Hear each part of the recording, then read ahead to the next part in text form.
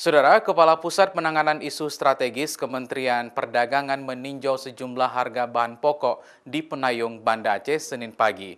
Peninjauan tersebut merupakan upaya menetralisir melonjaknya harga bahan pokok di pasaran menjelang Ramadan.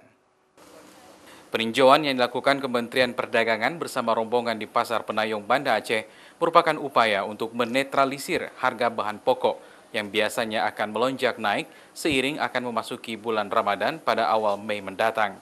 Sejumlah bahan pokok hingga saat ini sudah mulai naik seperti bawang merah, bawang putih, serta cabai. Oleh karena itu, Kementerian Perdagangan bersama Disperindak dan Bulog Difri Aceh akan mencoba mencukupi stok bahan pokok menjelang Ramadan serta akan melaksanakan upaya-upaya lain seperti pasar murah dan stabilisasi harga yang melonjak. Kita akan koordinasi dengan supplier, itu kita akan merapat.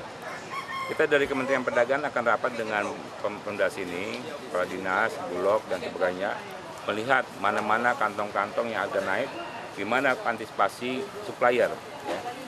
Supaya harus segera mengantisipasi kenaikan-kenaikan. Kita akan ada tim stabilisasi pangan, harga pangan kan ada itu ya. Nah itu akan bekerja sampai ke pusat, ya kita monitor. Ya. Antisipasinya ya nanti kita beras misalnya.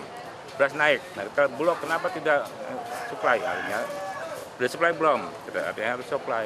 Pemerintah saat ini juga sedang berupaya untuk menjaga stok bahan pokok cukup di pasaran tanpa harus mengimpor. Namun impor akan dilakukan jika kebutuhan sudah mendesak, apalagi menjelang puasa dan lebaran di mana kebutuhan daging yang banyak sehingga pemerintah akan berencana mengimpor daging beku untuk mencukupi stok di pasar. Syahril, Kompas TV, Banda Aceh.